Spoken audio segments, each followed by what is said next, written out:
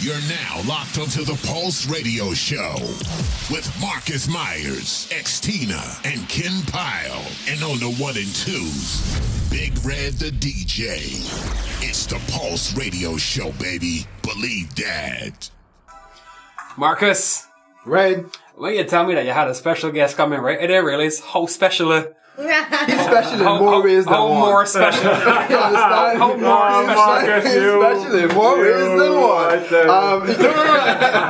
I want to do the intro. Do the intro. Because for the time you hear my voice is here. Hi, I'm Browne. I get it right? Yeah, that's good, man. Browne, man. Yes, sir. How are you doing? I'm good, man. Welcome to the Pulse Radio Show. Thank you very much. Happy to be here. But man, tell us, man, you have blown up, I would say like in the last, I would say 18 months, a year, on social media. We dropped the famous video on January 15th, so around a couple months, 11 months. Which famous video called to be all them famous? It's a video where I brought down the uses of a certain term that to use. In the vernacular. Right here. What's that? Right here? No, yeah, not that word. Real hot. Yeah, that's the one. People like real hot, in Barbados. People like, real hot. The thing is, right, is people don't understand the technical aspect of using words and linguistics and semantics that comedians do. Yeah. So tell us about that response when they heard you do what you were doing with that word. I don't understand the question. Repeat it.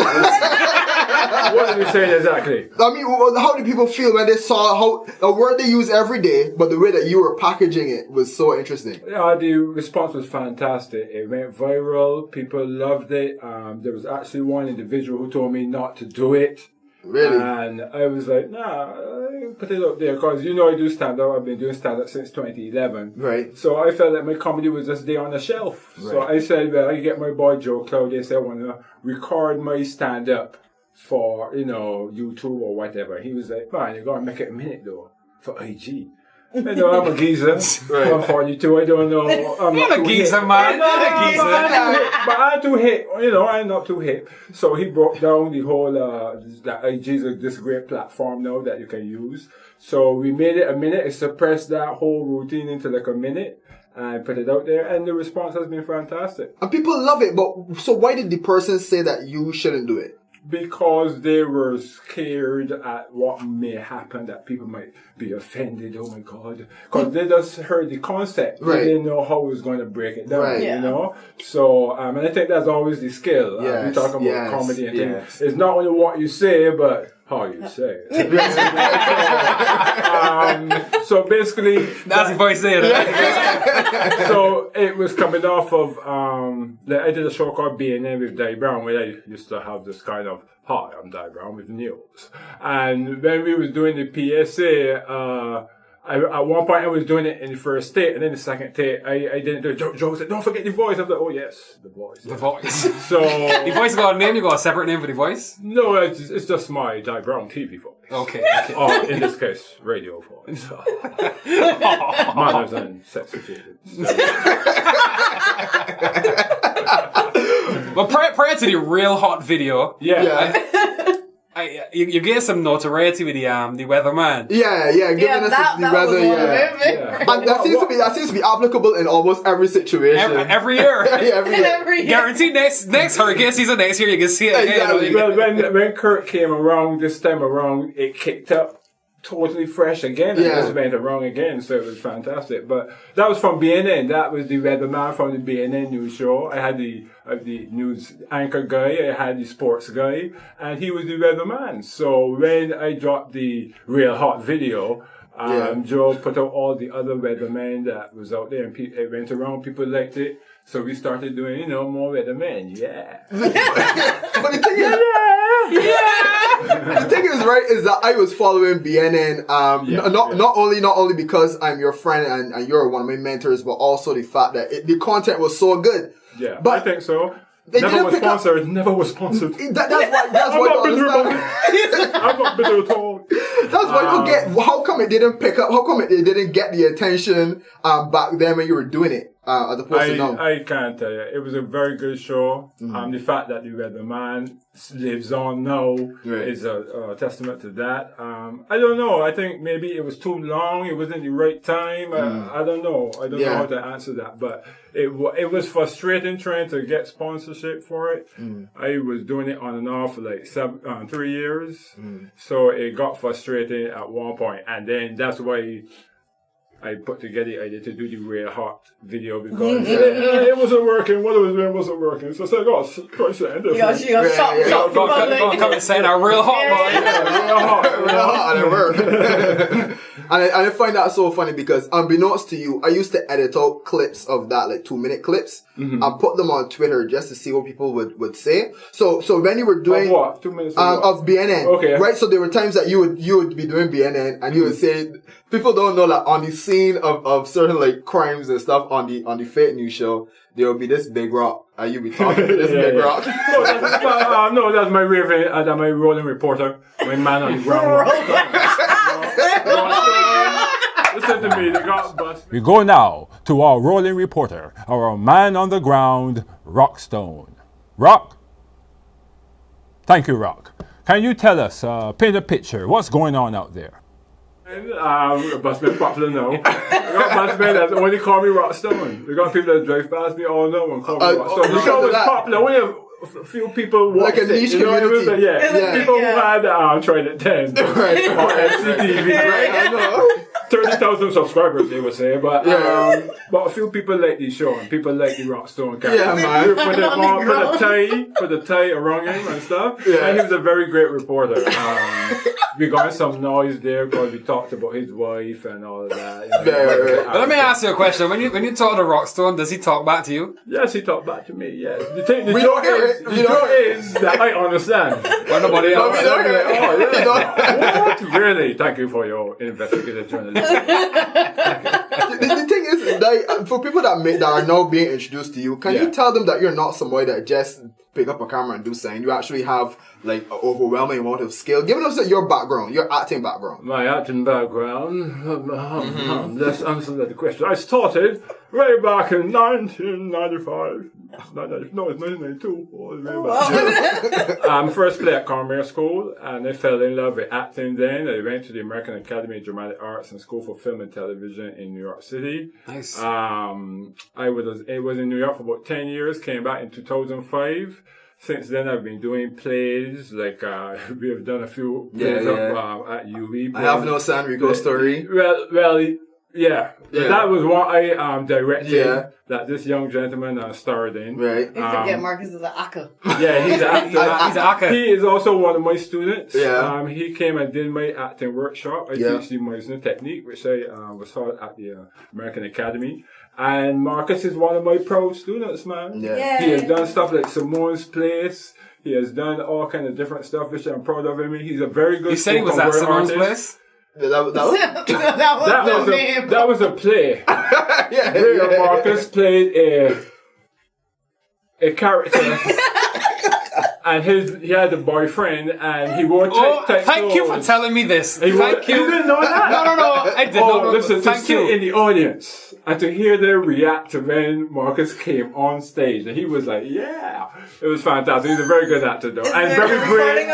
But no, he was very brave to do a part like that too, and he was fantastic. You're very brave, Marcus. Yeah. You're. I wouldn't do it. You're very brave. I'd want to see it. Yeah, so I've done Panama Dreams, Payday, Kingdale, and I've done Payday. A lot of people know me from Payday. That was hilarious. Old girls will know me from Secrets 1 and 2 that showed on CBC. They got the old girls. They got the old girls. So nowadays you think that somebody will see you and they usually recognize you from the Real Hot video or the Weatherman, but then that girl was like, Regina.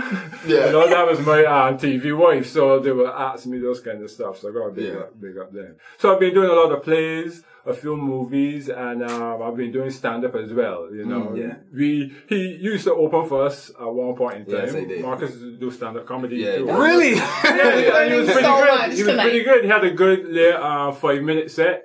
And I don't know what happened. He stopped doing it. He's talking real hot. He's talk real I hot. had a joke about Warren's roundabout. I can't remember what it was. Something. No, that was a good one. No, that was a good one. Yeah. But like, the way that you think, like the way comedians think, you have a different eye looking at culture. And from what we saw with the bus man, this bus man is the biggest thing right now. When you saw that bus man, what was the first thing that you thought? Did you know that bus man got that strength? I live in St. John, and sometimes I gotta catch the bus, so I know busmen are, they come in all kind of shit. They're versatile. They're very versatile, like real hot. So I just saw the video going around, and I laughed like everybody else. It was funny. Yeah. He went in with a bat and get beat up himself, so it was great fun. As a friend of mine mentioned to me, the busmen has spent a lot of time turning that steering wheel. Yeah, that man's got I did a piece of the routine Sunday about it. Oh, really? Yeah. Okay, well, let's talk about that now. Let's talk about the event that's coming up Sunday. Oh, yes, Sunday. Let's call it Browne Sunday, since you guys are talking about Black Friday. No. Trying to tie it in there for you.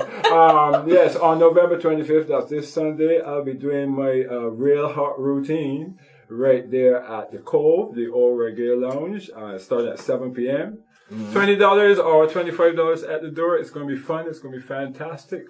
I'll be talking about the Bajan vernacular. Bajan vernacular?